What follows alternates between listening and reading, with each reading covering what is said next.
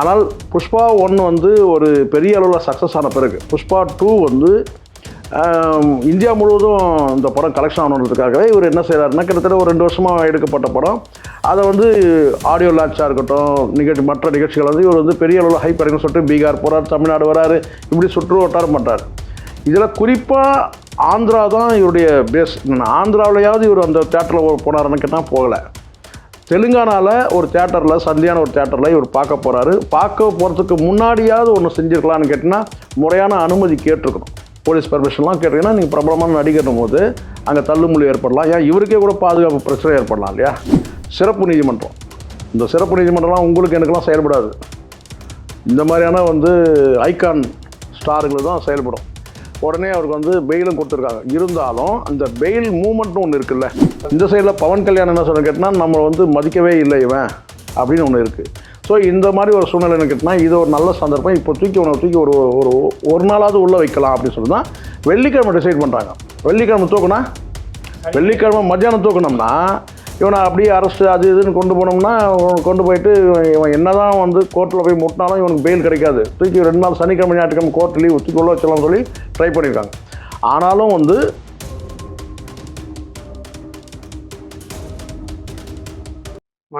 வணக்கம். இந்திய சினிமா வரலாற்றிலேயே ரொம்ப குறுகிய காலத்து 1000 கோடியை தாண்ட முதல் படமா வந்து பேசப்பட்டது புஷ்பா 2.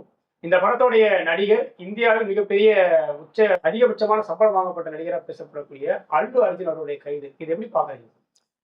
கைது வந்து முதல்ல ஒரு விஷயம் சார். இது வந்து தெலுங்கானாவில் ஒரு தியேட்டரில் நடக்கிற ஒரு சம்பவம். அந்த காட்சி வந்து ரெகுலர் காட்சி கிடையாது, ஸ்பெஷல் ஷோ.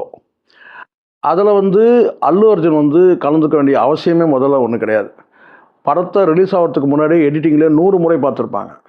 எல்லாம் எடிட்டிங்லாம் முடிஞ்சு ப்ரீவியூ ஷோவை இவங்க பல முறை வந்து பலருக்கும் போட்டு காட்டியிருப்பாங்க. அதையெல்லாம் தாண்டி இவர் எதுக்காக வந்து அங்கே ப்ரெசன்ஸ் பண்ணோம்? ஸோ அங்கே நேரடியாக அங்கே வந்ததுனால ஒரு தள்ளுமுள்ளு ஏற்படும் தானே. எதுக்காக அங்கே வந்தார்? வர வேண்டிய நோக்கம் என்னென்னா, இந்த ஆடியன்ஸுக்கிட்ட எந்த மாதிரியான ஒரு ரெஸ்பான்ஸ் இருக்குன்னு பார்க்கணுன்றதுக்காக. இது ஒரு அற்ப கூட சொல்ல முடியும். இவர் வந்து ஒரு வருஷத்துக்கு ஒரு படம் கொடுத்துருக்காருன்னா, 20 வருஷமாக தான் வந்து ஃபீல்டில் இருக்கார். 20 வருஷத்தில் 20 படம் கொடுத்துருக்காரு, 21 படம் கொடுத்துருக்காரு இந்த புஷ்பா 2 சேர்த்து. அப்போது இந்த 21 வருஷத்தில் வருஷத்துக்கு ஒரு படம் நடித்தவர், எல்லா படத்துக்கும் இவர் வந்து ஒரு என்ன சொன்னாங்க, அந்த தியேட்டருக்கு வந்து மக்களுடைய ரெஸ்பான்ஸ் எப்படி இருக்குன்னு பார்க்க போயிருப்பாரா? இல்லை. ஆனால் புஷ்பா 1 வந்து ஒரு பெரிய அளவில் சக்ஸஸ் ஆன பிறகு புஷ்பா 2 வந்து இந்தியா முழுவதும் இந்த படம் கலெக்ஷன் ஆகணுன்றதுக்காகவே இவர் என்ன செய்கிறாருன்னா, கிட்டத்தட்ட ஒரு 2 வருஷமாக எடுக்கப்பட்ட படம். அதை வந்து ஆடியோ லான்ச்சாக இருக்கட்டும், மற்ற நிகழ்ச்சிகள் வந்து இவர் வந்து பெரிய அளவில் ஹைப் அடைக்கணும்னு சொல்லிட்டு பீகார் போகிறார், தமிழ்நாடு வராரு, இப்படி சுற்று வட்டாரம் பண்ணுறாரு. இதில் குறிப்பாக ஆந்திரா தான் இவருடைய பேஸ். ஆந்திராவிலையாவது இவர் அந்த தேட்டரில் போனாருன்னு கேட்டால் போகலை. தெலுங்கானாவில் ஒரு தேட்டரில், சந்தியான ஒரு தேட்டரில் இவர் பார்க்க போகிறாரு. பார்க்க போகிறதுக்கு முன்னாடியாவது ஒன்று செஞ்சுருக்கலான்னு கேட்டிங்கன்னா, முறையான அனுமதி கேட்டிருக்கணும். போலீஸ் பர்மிஷன்லாம் கேட்டிங்கன்னா, நீங்கள் பிரபலமான நடிகர்னும் போது அங்கே தள்ளுமுள்ளு ஏற்படலாம். ஏன் இவருக்கே கூட பாதுகாப்பு பிரச்சனை ஏற்படலாம் இல்லையா? அப்போ முறையான வந்து இவர் வந்து அனுமதி கேட்கல அப்படின்னு சொல்லப்படுது. அப்போ போகிறார். அப்போ போய் தள்ளுமுள்ளு ஏற்படும் போது கேட்டினா, கீழே விழுந்து அந்த பெண் வந்து இறந்தே போகிறாங்க. ஏன்னா அப்படி கட்டுக்கடங்காத கூட்டம். அப்போ இதுக்கு யார் காரணம்? ஏதோ ஒரு வகையில் அல்லு அர்ஜுன் காரணமாகிறார். அதுதானே தியேட்டர் ஓனர் காரணம். அங்கே வந்து லோக்கல் பாடியை தானே திட்டுவாங்க. போலீஸ் என்ன சொல்லுவாங்க? போலீஸ் வந்து பாதுகாப்பு கொடுக்க தவறிடுச்சுன்னு தானே சொல்லுவாங்க. அங்கே பிரச்சனை யார்? அல்லு அர்ஜுன் போனது முதல் சிக்கல். அப்படி போனது முறையாக போயிருக்கணும். தியேட்டராவது வந்து பார்த்தா வந்து பாதுகாப்பு ஏற்பாடு பண்ணியிருக்கணும். ஸோ இப்படி எதுவுமே பண்ணாதனால அங்கே இப்படி ஒரு மரணம் நடந்துச்சுன்னு வச்சுக்கோங்க. இதுக்கு ஏதாவது சட்டப்பூர்வ நடவடிக்கை எடுக்கணும் தானே. அப்போ ஒன்று கைது நடவடிக்கை, சட்டப்பூர்வ வழக்கு பதிவு பண்ணப்பட்டிருக்கனாலே வந்து கைது பண்ணலான்னு தான் பண்ண முடியும் சட்டப்பூர்வமாக. ஏன்னா வழக்கு பதிவு பண்ணியாச்சு. வழக்கு பதிவு பண்ணது வந்து யாரும் பேசாத போது அவர் கைது செய்யும் போது கேட்டால் அது வந்து இது வந்து அரசியல் இருக்குது அப்படின்னு சொல்கிறாங்க இல்லையா? அதை வந்து நம்ம வந்து பார்த்தீங்கன்னா வந்து புறந்தள்ள முடியாது. அரசியல் இருக்கலாம், ஆனால் அரசியல் இல்லைன்னு நம்ம சொல்லலை. சினிமா அரசியல் இருக்குது, வெகுஜன அரசியல் இருக்குது. ஆனால் சட்டப்படியான கைது தானே இது. சட்டத்துக்கு புறம்பாக கைது பண்ணல. அங்கே ஒரு சம்பவம் நடந்திருக்கு, அந்த அடிப்படையாக வச்சு வழக்கு பதிவு செய்யப்பட்டிருக்கு. அந்த கைது நடவடிக்கை வந்து சரியானது தான். ஆனால் அந்த கேப் இருந்தது பார்த்தீங்களா, அந்த ஒரு வார கேப், அந்த கேப் தான் அரசியல்.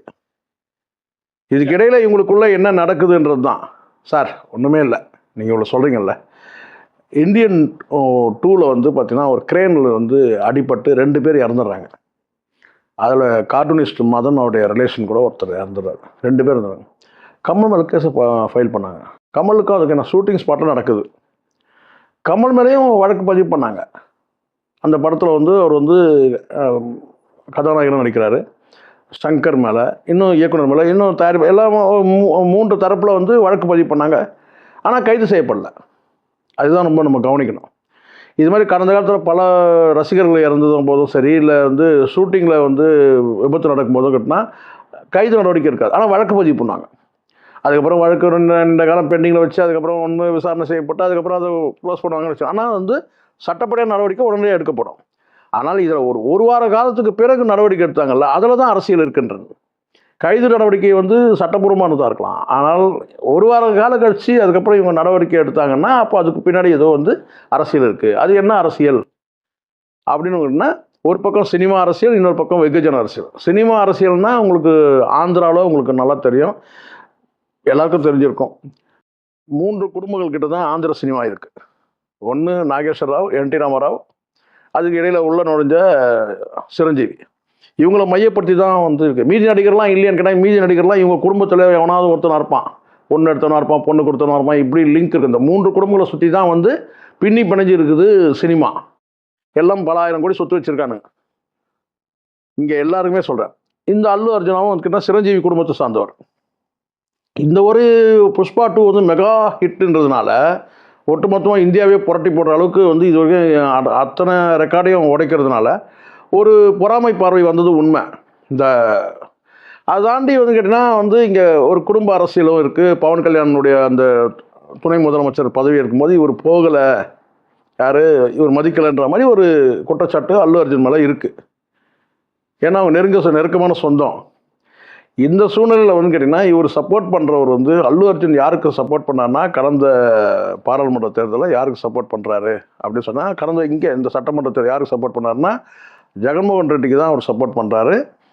குறிப்பாக பிரச்சாரத்தையும் அவர் முன்னெடுத்தார் வந்து சொல்கிறாங்க. ஸோ தெலுங்கானாவில் ஏற்கனவே ஒய்எஸ்ஆர் பார்ட்டி வந்து இந்த ஜெகன்மோகன் இருக்கிற அந்த அவருடைய பார்ட்டியின் ஒய்எஸ்ஆர் பார்ட்டியை வந்து வழி நடத்துனது வந்து அவங்களோட சொந்த தங்கை தான். ஆனால் சோனியா காந்தி கிட்ட போய் அவங்க இணைகிறாங்க. சோனியா காந்தி என்ன செய்கிறாங்கன்னு கேட்டிங்கன்னா, நீங்கள் வந்து ஆந்திராவுக்கு போய் அரசியல் பண்ணுங்கள், ஆந்திர மாநிலத்தோட தலைவராக இவங்களை போடுறாங்க. காங்கிரஸுக்கு தலைவராக யார் இருக்கிறாங்கன்னா இன்றைக்கி ஜெகன்மோகன் ரெட்டியோட சிஸ்டர் தான் இருக்கிறாங்க, அவங்க சகோதரி தான் இருக்காங்க. இப்போ நான் இது எதுக்கு இப்போ சொல்கிறேன்னா, அந்த தெலுங்கானாவில் வந்து இன்றைக்கி ஒய்எஸ்ஆர் பார்ட்டியை தூக்கி நிறுத்தது யாருன்னா இந்த அல்லு அர்ஜுன். அப்போது ஒரு வகையில் வந்து தெலுங்கானாவில் அரசியலில் வந்து இவர் ஈடுபடுறாரு. ஒன்று, அது யாருக்கு? YSR party. ஒய்எஸ்ஆர் பார்ட்டி அங்கே தலையை தூக்கக்கூடாதுன்னு நினைக்கிறது யாருன்னு கேட்டிங்கன்னா வந்து ரேவந்த் ரெட்டி.